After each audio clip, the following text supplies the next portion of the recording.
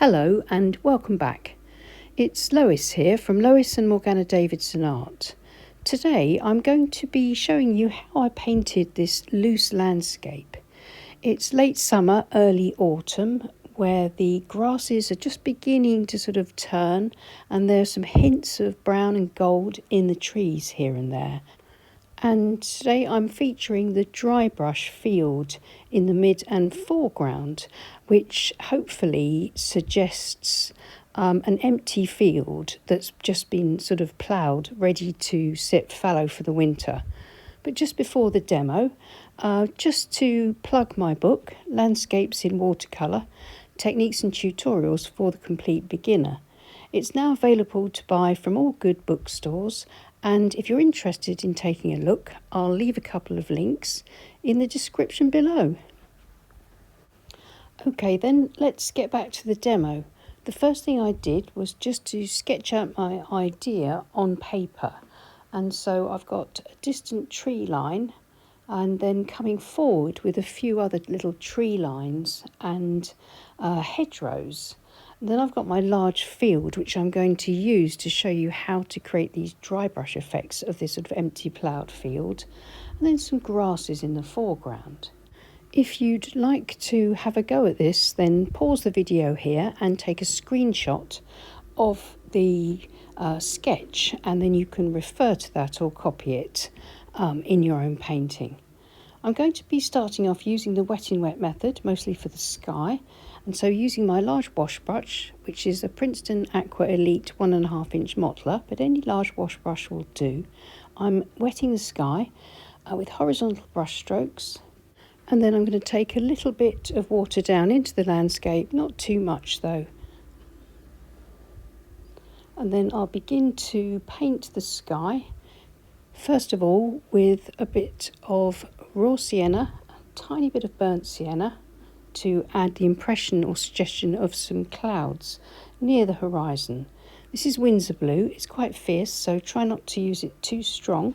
I'm thinning it out with plenty of water and horizontal brush strokes and creating this kind of nice, bright, late summer, early autumn sky. Lifting a little bit out there, I'm going for a sort of streaky look to the sky, which will soften and diffuse and give me a graduated wash that hopefully will set the scene for the landscape below.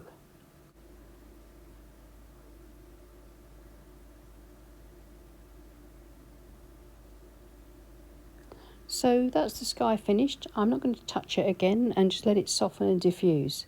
This now is sap green, which is mingling with a little bit of that Windsor blue, and now some raw umber mixed with some raw sienna, and we're starting to sort of bring in those different planes of land, and then the distant trees.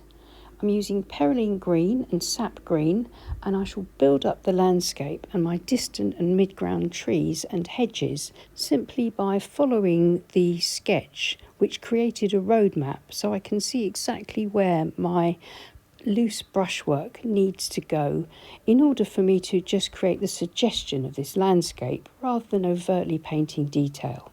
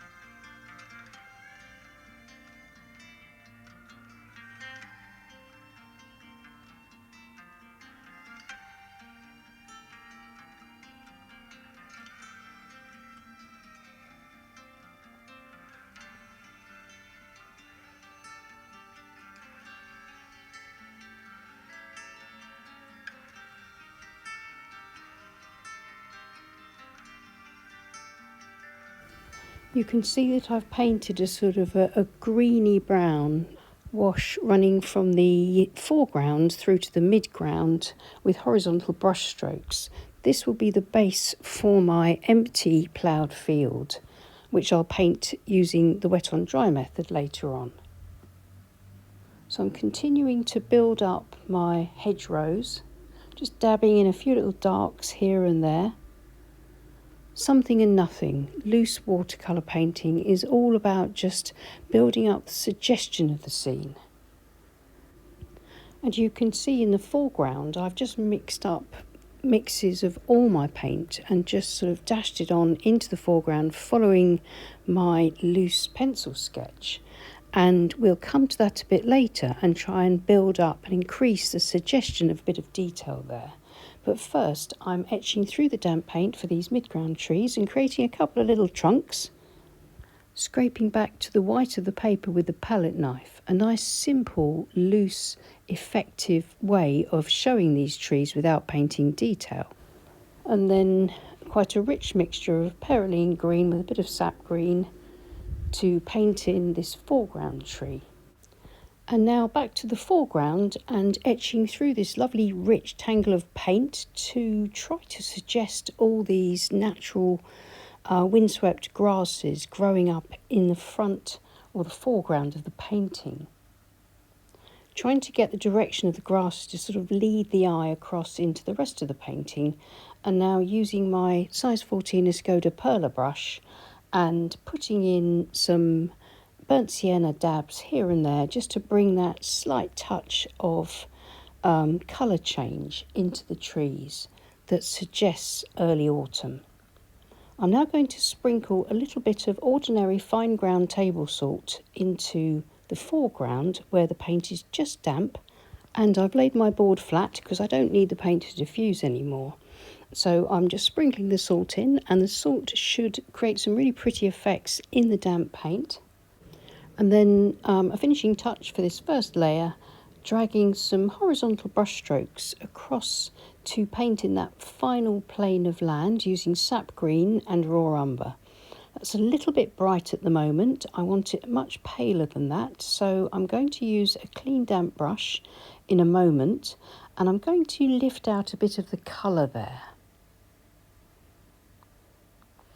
The reason for this is that warm colours like we have there at the moment will come forward and cooler colours will recede. So once I've lifted a little bit of that brighter colour out there, at the moment is too bright, can you see now that that's pushing that back? It's pushing that area back into the distance a bit more. Because cooler colours, paler colours, will give us that sense of aerial perspective. I can now use my palette knife and scrape through some of the just damp paint there in the midground and create a few tree trunks. Of course, this is etching in paler marks. A bit later on, I'll paint in some darker tree trunks and branches, and we should end up with some really nice natural looking trees by combining those two techniques. I now need to leave everything to dry completely before coming back and finishing the painting. So everything's dry and we've got nearly everything there. We just need to finish this off. I'm going to just brush off any remnants of salt that might remain, although most of it has dissolved and given us these really pretty effects in the foreground. And now it's time to create the dry brush effect, which should give us a suggestion of our empty ploughed field. I'm using my Escoda Perla size 14 synthetic round brush and a nice dry mix of burnt umber, and just dragging the side of the brush across the texture of the paper.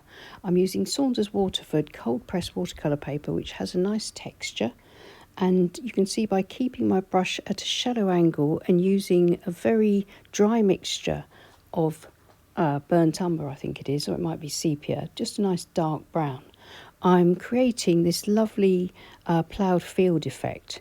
You could, of course, create some furrows by making a few stronger horizontal lines across the field.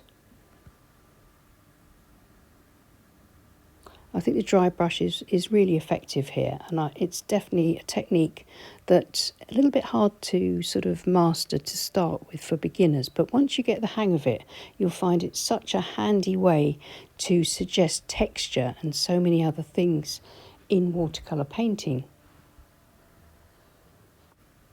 And now just adding some nice dark perylene green below this tree line just here to suggest undergrowth, deep shadows beneath the trees, something and nothing here and there.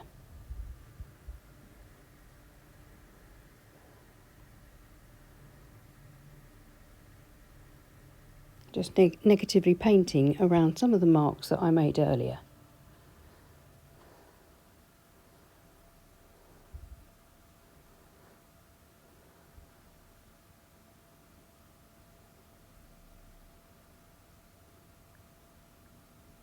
And then I'll go in with the rigger brush and a nice sort of dark brown and create the darker tree trunks and branches working around the marks that I etched in earlier, and then I'll just put in a little fence.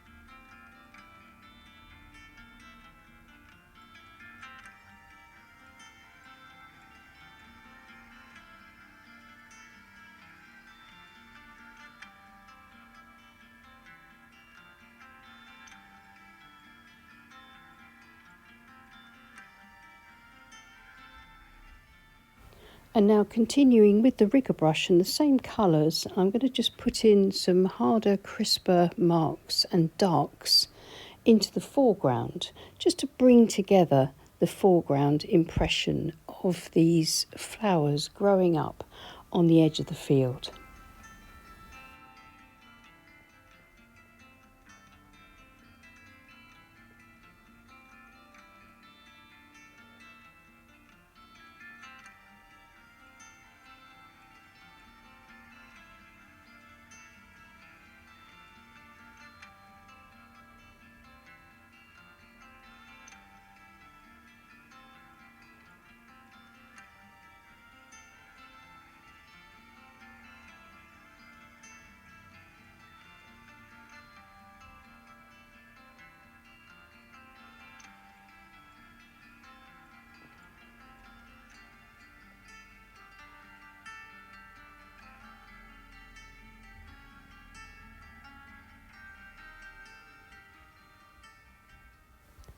And I think that's pretty much done. Let's remove the tape and have a look and see how it looks with a clean white border. It's my favourite bit, I think, or one of them, peeling off the tape and just seeing this very loose watercolour painting come together as something a little bit more finished. I hope you found this demo useful and that hopefully you'll find some transferable skills that you can pick up and use in your own watercolour paintings. And of course, feel free to paint along and have a go at this too. But I think what's more important is that you practice some of these methods and techniques for your own ideas and your own compositions, because that, of course, is the best way to progress. So many thanks for watching. If you enjoyed the video, then please click on the thumbs up button, and if you haven't already subscribed to our channel, then we'd love to invite you to do so. It's free to do and it really does help with our reach on YouTube. And thank you so much to everyone that supports this free channel on Patreon. We really do appreciate you, and we couldn't run the channel without you. And if you'd like to support us, then please follow the links below. I'll see you again soon. Take care and happy painting. Bye.